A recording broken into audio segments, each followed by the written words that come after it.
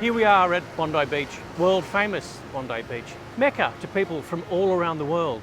And what we thought we'd do is have a look at an apartment block here and the people that live in it, find out what they think they know about themselves, and then get them to go on a journey with their DNA to find out who they really are.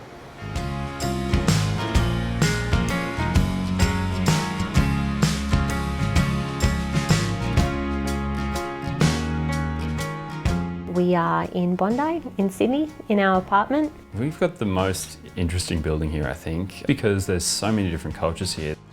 Hi, my name is Simone Ouro, I'm from Brazil. My name is Graham Kaplan. My name is Irina Kopkovic. My last name's Marchant, which I think in French is pronounced Marchand or something like that.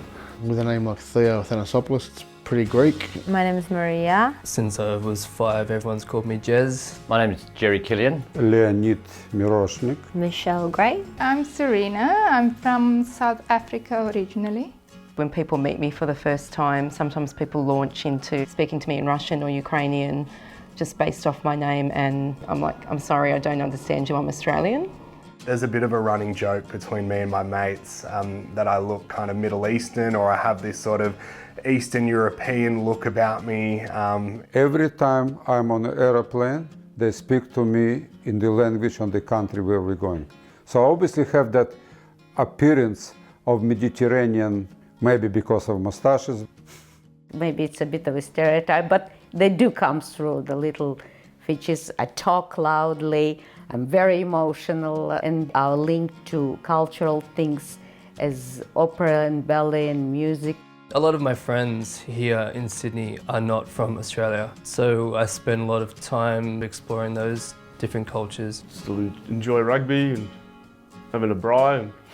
To me, being Norwegian is really everything I know. So it's down to culture, it's down to genes. For some reason, I take pride in that. I think my cultural costume is kind of like board shorts and thongs.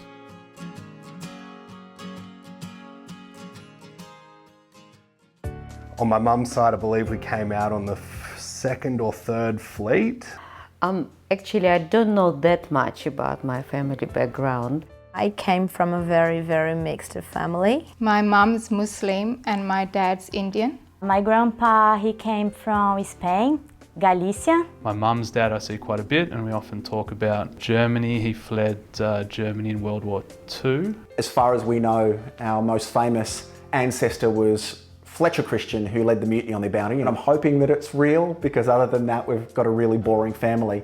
As you get older and you have kids of your own, you become more interested in it because you see the circle of life and how quickly It probably was from my mum and dad before the pair of them passed away. From my mother's side, it was quite a sad story, because when German came in, they caught all her family and they shot them in front of her.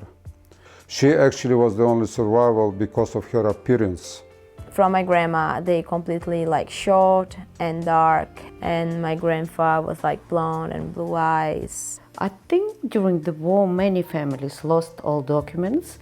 They had history of which they didn't want to talk about, and we were silly enough not to ask enough questions. Now I regret it very much. I'd love to know, but it's a bit late. I've tried Googling a bunch of things, but I haven't been able to dig up too much myself. Because my parents separated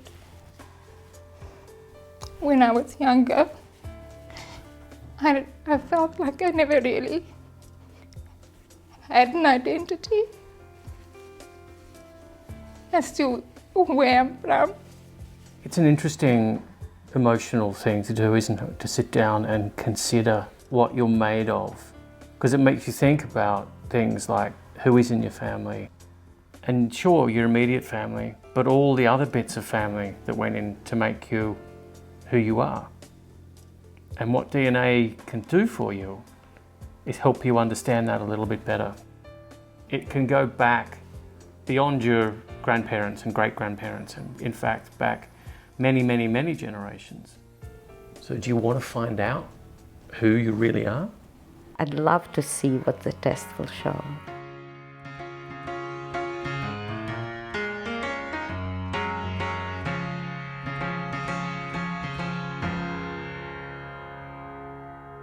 Once the test results come back, you'll know where you're from.